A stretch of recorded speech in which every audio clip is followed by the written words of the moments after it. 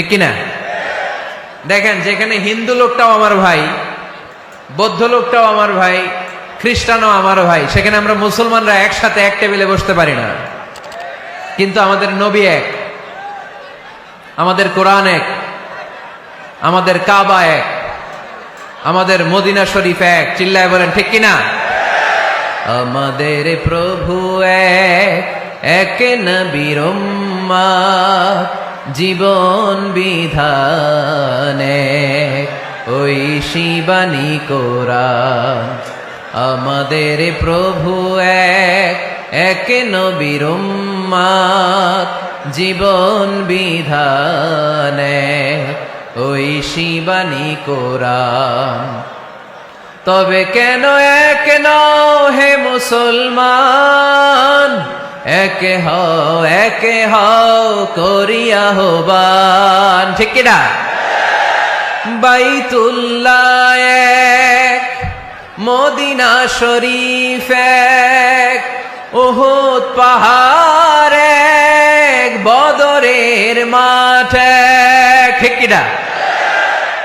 বাইতুল্লাহ এক, মদিনা শরীফ এক, উহুদ পাহাড় এক, বদরের মাঠে।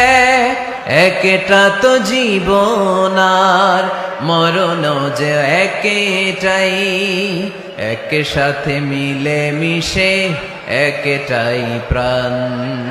তবে কেন এক নও হে মুসলমান, একে হও করিয়া আহ্বান। আমাদের প্রভু এক নবীর উম্মত, জীবন বিধান এক, ওই শিবানী কোরআন। তবে কেন এক নও হে মুসলমান, একে হও করিয়া আহ্বান। ঠিক কিনা?